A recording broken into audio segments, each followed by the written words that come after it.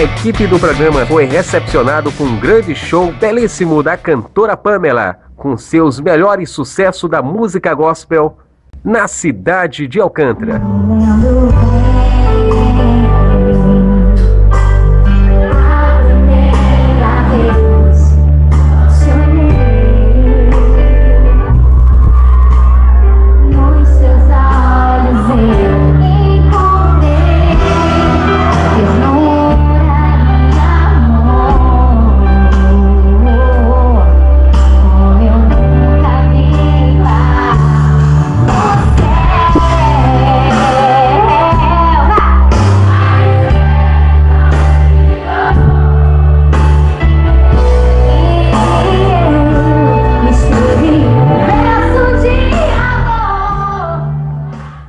Em entrevista, a cantora fala sobre a animação do público e como foi recebido com esse belíssimo show na cidade histórica de Alcântara.